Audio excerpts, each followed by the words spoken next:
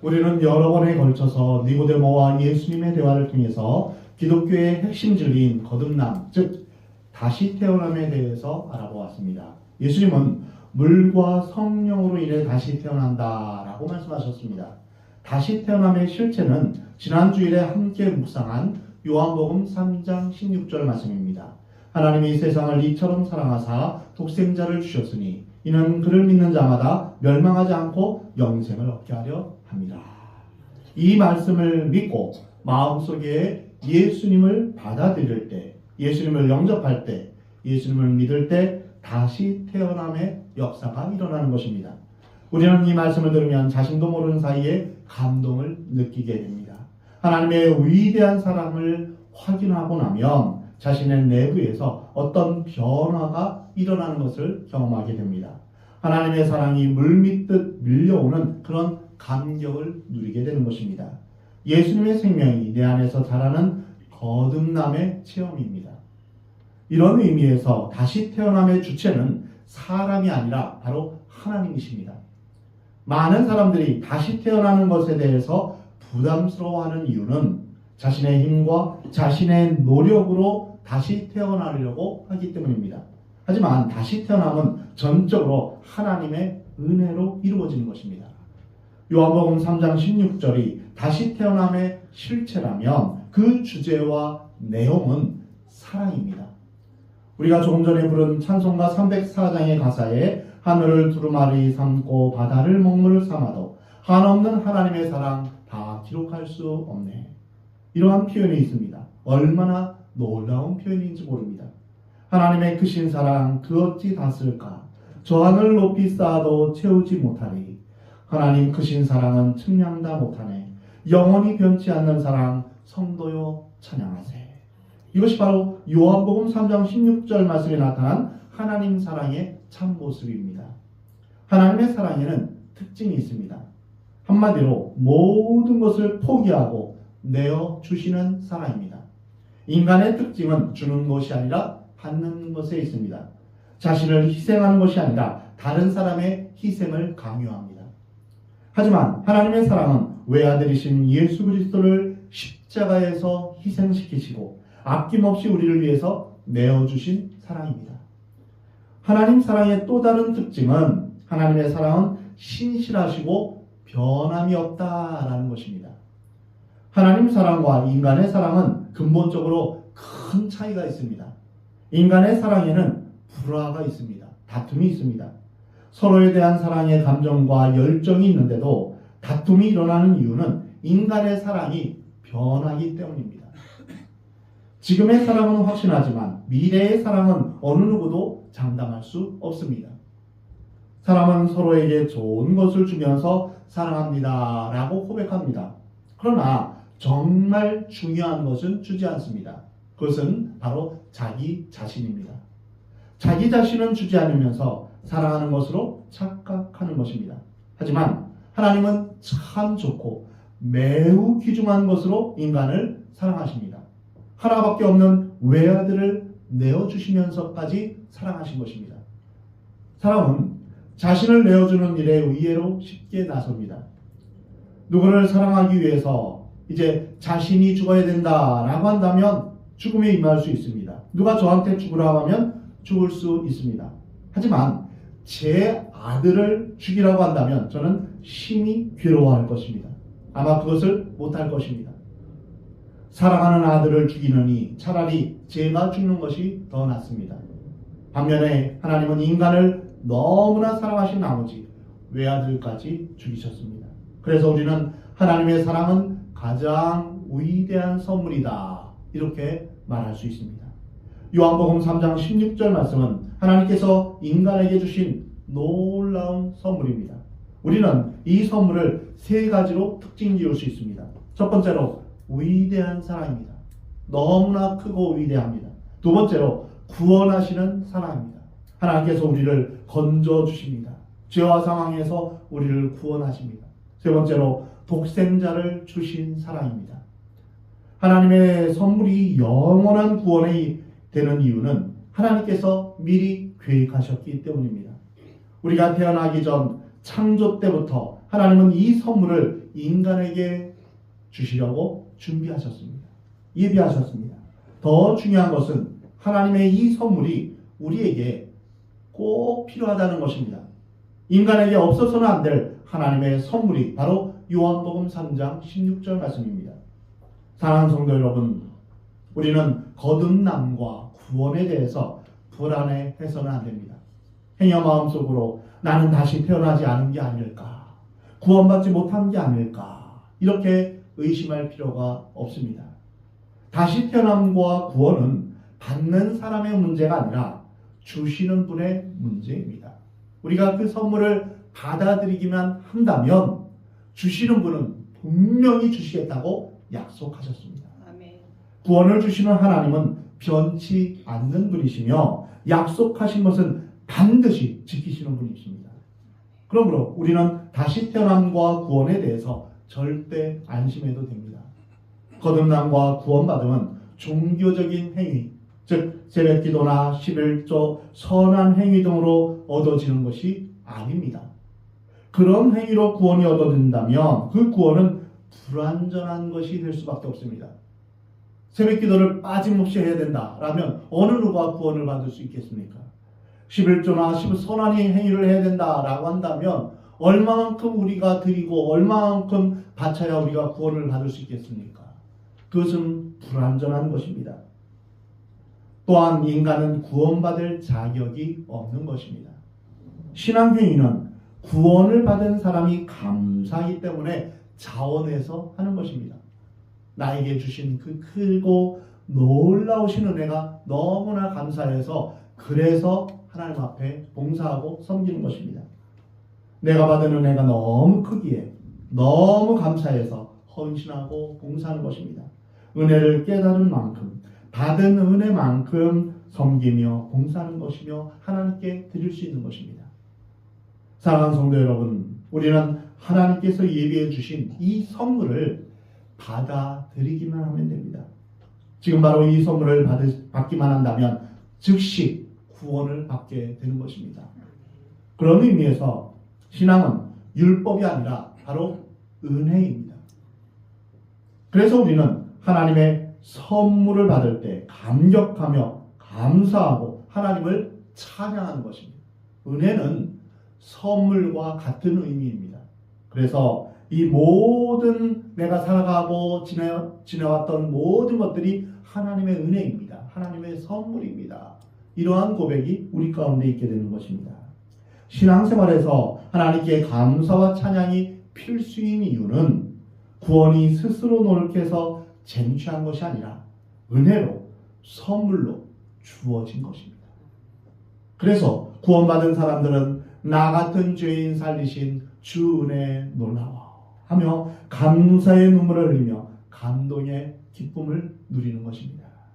자기 행위로 구원받았다고 자랑한다면 이것은 잘못된 구원입니다. 좋은 신앙을 가진 사람은 항상 하나님을 찬양하며 감사하며 모든 영광을 하나님께만 돌리는 겸손한 모습을 가진 사람입니다. 오늘 본문 17절에 하나님이 그 아들을 세상에 보내신 것은 세상을 심판하려 하심이 아니요 그로 말미암아 세상이 구원을 받게 하려 하심이라. 모든 사람은 하나님이 세상을 사랑하셔서 독생자를 이 세상에 보내신 목적을 반드시 이해해야 합니다. 예수님이 이 땅에 오신 목적은 세상을 심판하시기 위한 것이 아니라 이미 죄로 인해 저주받은 이 세상을 구원하시기 위함입니다. 부모가 자식을 야단치는 이유는 자식을 버려놓기 위한 것이 아니라 자식을 얻기 위해서입니다. 마찬가지로 인생에서 일어나는 수많은 일들과 이해할 수 없는 고난, 힘겨운 사건 등은 바로 하나님이 인간을 파멸시키는 것이 아니라 바로 구원하시기 위한 것임을 깨달아야 합니다. 이런 의미에서 우리가 이 땅에서 겪고 있는 모든 고난과 환난, 어려움 등은 바로 희망으로 바꿀 수 있습니다. 고난당하는 것이 내게 유익이라 이로 말미암아 주의 율례를 배웠습니다. 라는 시편 기자의 고백이 여러분의 고백이 되길 바랍니다. 오늘 본문 18절에 그를 믿은 자는 심판을 받지 아니하는 것이요 믿지 아니하는 자는 하나님의 독생자의 이름을 믿지 아니하므로 벌써 심판을 받은 것이라. 인간은 하나님의 사랑 앞에서 두 가지로 반응할 수 있습니다. 하나는 하나님의 사랑을 믿고 받아들이는 것입니다. 다른 하나는 그 사랑을 믿지 않고 거부하는 것입니다. 하나님의 놀라운 사랑을, 그 선물을 받아들이느냐 거부하느냐, 그 결과는 하늘과 땅 차이입니다.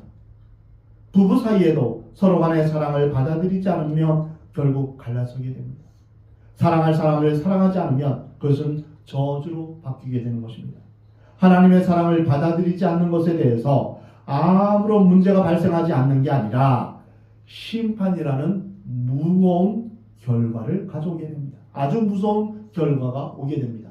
하지만 하나님의 절대적인 사랑을 받아들이는 사람, 완전하고 영원한 구원을 받아들이는 사람에게는 결코 정죄도 없고 심판도 없습니다. 우리는 심판에 대해서 잘 생각해 보아야 합니다. 예를 들어서 검찰에서 죄를 기소합니다. 그때까지는 별 문제가 없습니다. 하지만 재판부에서 재판을 하고 마지막 확정에서 땅땅땅 형량을 선고하면 모든 것이 끝나버립니다. 인간의 죄악에 대한 하나님의 심판은 이미 선고가 내려져 있습니다. 인간이 하나님의 사랑을 받아들이지 않는다면 죄인으로 정해져 선고를 받는다라고 말씀하십니다. 성경은 죄의 삭은 사망이다라고 말씀하십니다. 이제 형직백만 남은 것입니다. 죄인인 인간은 사형수로서 사형될 날만 기다리는 죄인의 입장이 된 것입니다. 하지만 요한복음 3장 16절 말씀에 나타난 하나님의 사랑을 믿고 받아들인다면 이미 사형 선고가 내려졌지만 특별 사면을 통해서 모든 것을 복권시켜 주시는 것이 성경의 진리입니다. 사형수가 사형 날짜만 기다리는 중에 얼마나 불안하고 얼마나 마음이 괴롭겠습니까? 그런 가운데서 하나님의 놀라운 선물, 위대한 선물에 대한 소식을 듣고 그 선물을 받아들이기만 한다면 사형에 대한 죄가 사면받는 것입니다. 죽지 않게 되는 것입니다. 그뿐 아니라 감옥에서 나올 수 있게 되는 것입니다. 할렐루야. 사형수가 죽지 않는 것도 감사한데 감옥에서 나오기까지 합니다. 그것으로 끝나는 게 아닙니다. 더군다나 하나님의 자녀까지 되는 은혜를 받게 됩니다. 왕의 아들, 딸이 되는 것입니다. 이 얼마나 놀라운 은혜입니까? 이것이 바로 예수님의 사랑, 그 하나님의 사랑을 받은 결과입니다. 그러나 그 사랑을 받기 전에 인간의 모습은 어떠했을까요? 에베소서 2장 1절 말씀에서 인간의 본질을 네 가지로 설명합니다. 첫 번째로 인간은 허물과 죄로 이미 죽었다, 이렇게 표현하고 있습니다. 두 번째로 인간은 세상 풍속을 따르는 존재이다. 인간은 태어나면서 본질적으로 세상을 따라 살게 되어 있습니다. 세 번째로 인간은 공중권세 잡은 자에게 종노릇하는 권세인 그런 존재이다. 누구든지 죄를 지으면 죄의 종 마귀의 종이 되는 것입니다. 네 번째로 인간은 본질상 진노의 자녀다라고 말하고 있습니다. 인간은 죄로 말미암아 이미 영적 사형 선고를 받은 것입니다. 하나님과 원수지간이 된 것이죠. 성경은 인간이 하나님의 영원한 진노를 받을 존재이지만 예수님의 사랑을 믿고 받아들인다면 그 진노의 심판을 면하게 주셨다고 말씀하셨습니다. 예를 들어 어떤 공간에 폭탄이 설치되어 있고 비상구가 하나 있습니다. 그 공간에 갇혀 있는 사람들은 비상구를 발견하는 즉시 빠져나가야 목숨을 건질 수 있습니다. 그렇지 않으면 죽음을 맞이해야 되는 그런 상황입니다. 곧 세상의 모든 사람들은 예수님이라는 비상구를 발견하는 즉시 탈출해야 합니다. 그렇지 않으면 저주와 절망과 죽음이라는 폭탄을 맞아 멸망하는 상황에 놓이게 되는 것입니다. 예수님 말씀하시기를 내가 곧 길이요 진리요 생명이니 나로 말미암지 않고는 아버지께로 올 자가 없느니라 말씀하십니다. 하나님은 사람들이 어느 쪽을 택하든 전적으로 개인에게 맡겨두셨습니다. 그리고 선택의 결과에 대해서 심판하시겠다라고 말씀하신 것입니다. 광야에서 불뱀에 물린 자들이 장대에 매달린 녹뱀을 보면 사는 것처럼 죄로 인해 죽음을 향해 치닫고 있는 사람들이 십자가에 달리신 예수님만 바라보면 예수님만 믿으면 살 수 있다고 말씀하신 것입니다. 하나님은 소돔과 고모라를 심판하실 때 롯에게 아내와 자식들을 데리고 속히 성을 떠나라 라고 말씀하셨습니다. 그래서 롯은 자신의 모든 것을 버려둔 채 떠났습니다. 살고 있던 집, 살림도구, 가지고 있던 재산, 그것이 문제가 아니었습니다. 그 성에 계속 머물러 있다가는 죽음을 맞게 될 것을 알았기 때문입니다. 하지만 롯의 아내는 화려한 소돔과 고모라 성을 잊지 못하고 그만 뒤돌아보았다가 소금 기둥이 되어버렸습니다.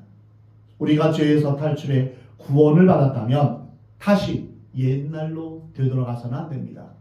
에베소서 4장 22절에서 이렇게 말씀하십니다. 너희는 유혹의 욕심을 따라 썩어져가는 구습을 따르는 옛사람을 벗어버리라 라고 말씀하십니다.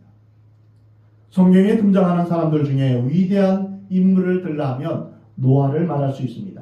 하나님께서 노아에게 큰 배, 방주를 만들라고 명령하셨습니다. 단 한 번도 본 적도 없고 들은 적도 없는 모양과 크기의 방주를 지으라고 말씀하십니다. 축구장 크기보다 더 기다란 방주입니다. 그것도 바닷가 해변이 아닌 산에다 지으라고 말씀하십니다. 하루 이틀도 아닌 120년이나 거대한 배를 만들라고 명령하신 것입니다. 하지만 노아는 군말 않고 하나님의 명령에 그대로 순종했습니다. 만약 여러분에게 이런 하나님의 명령이 떨어졌다면 어떻게 하시겠습니까? 상상만 해도 재밌는 상황이 벌어졌을 것입니다. 여러 이 핑계 저 핑계로 하기 싫다고 말했을 수도 있습니다. 그런데 노아는 산으로 올라가서 방주를 지었습니다. 이것이 바로 믿음입니다. 믿음은 이처럼 익숙하지도 않고 상식적으로 맞지도 않는 것입니다. 믿음은 익숙한 것에서 벗어나는 것이 포함됩니다. 왜냐하면 믿음은 내 생각, 내 상식, 내 경험이 아니라 하나님의 생각을 따르는 것이고 하나님의 뜻을 따라가는 것이기 때문입니다. 수많은 믿음의 사람들이 하나님의 뜻을 따라서 익숙한 길이 아닌 자기가 계획한 길이 아닌 낯선 환경을 맞이했습니다. 아브라함이 그러했고 요셉이 그러했고 모세가 그러했습니다. 우리는 죄악된 환경에서 빠져나와야 합니다.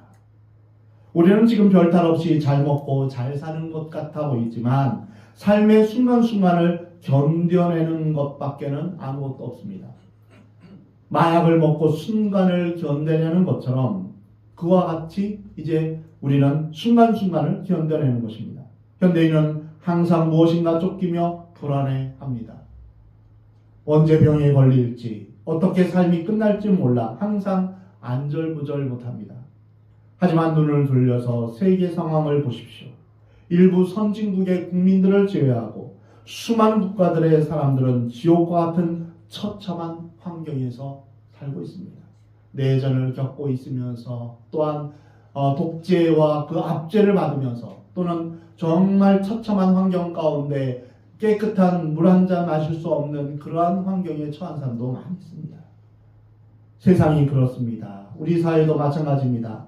지금도 우리가 알지 못하는 가운데 끔찍한 일을 당하며 처참한 현실에서 신음하는 사람들이 얼마나 많은지 모릅니다. 인간이란 그런 존재입니다. 때로는 오히려 짐승만도 못합니다. 짐승들도 그런 악랄한 짓은 하지 않습니다. 인간이 인간을 착취해서 자기만 잘 살면 된다는 생각을 당연하게 여기는 그런 세상입니다. 인간의 이기심과 탐욕과 악함은 점점 더 심해져 가고 있습니다.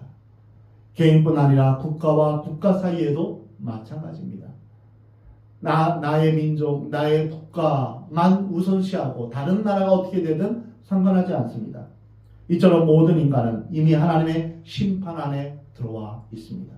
예수님께서 언제 다시 오셔도 이상하지 않는 그런 때입니다. 오늘 본문 19절에 그 정죄는 이것이니 곧 빛이 세상에 왔을 때 사람들이 자기 행위가 악함으로 빛보다 어둠을 더 사랑한 것이다. 사람들은 왜 빛으로 오신 예수님을 믿지 못하는 것일까요? 그에 대한 몇 가지 이유가 있습니다. 첫 번째로 인간은 교만하기 때문입니다. 오늘 본 말씀은 사람들이 자기 행위가 악하다라고 말씀하십니다. 모든 악과 죄의 근원은 교만입니다. 아담과 하와에게 유혹한 뱀의 말은 이것을 먹으면 하나님같이 될 것이다. 이렇게 유혹했습니다. 교만함을 부추긴 것입니다. 하나님께서 정하신 경계선을 넘는 것이 죄인데 이렇게 함부로 선을 넘는 것이 바로 교만 때문입니다. 함부로 선을 넘어서 다른 사람에게 폭언과 폭설과 또한 폭동을 하며 또한 나쁜 그러한 이제 선을 넘는 이 모든 것은 바로 교만 때문이다라는 것입니다. 스스로 생각하기를 이까짓 것 해도 되겠지라고 생각하는 것입니다. 교만한 마음은 하나님을 두려워할 줄 모르고 하나님 앞에 전심으로 예배드리는 것을 싫어합니다. 원래 악은 선을 거부하고 불의는 진리를 거부합니다. 그리고 어둠은 빛을 거부합니다. 요즘 우리 주위에서 일어나는 수많은 사건 사고가 이러한 현상을 잘 대변해주고 있습니다. 사람들이 몰라서 빛으로 나아가지 않는 것이 아닙니다. 그 밑바닥에는 교만함이 숨어 있는 것입니다. 두 번째로 인간이 부정하고 부패하며 거짓되어 죄의 습성에서 벗어나지 못하기 때문입니다. 그래서 인간은 익숙한 어둠에 그대로 머물고 싶어 합니다. 게으름과 이기심과 탐욕의 마음을 버리고 싶지 않은 것입니다. 불의와 부패와 죄악의 속성을 벗어버리고 싶지 않은 것입니다. 하나님께서는 이러한 사람들에게 오늘 본문 19절에 빛보다 어둠을 더 사랑한다 이렇게 표현하고 계십니다.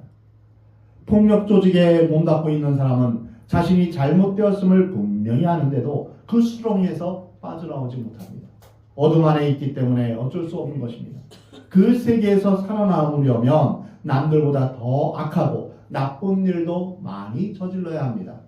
선행을 하면 오히려 경쟁자들한테 밀리기 때문입니다. 그래서 그들은 빛을 받아들이지 못하는 것입니다. 마약을 하는 사람들도 거기에서 오는 쾌락을 끊지 못합니다. 게으름에 빠진 사람도 그렇습니다. 게으른 것이 하나님 앞에서 악한 것인 줄 모르고 거기에서 오는 즐거움을 놓고 싶지 않은 것입니다.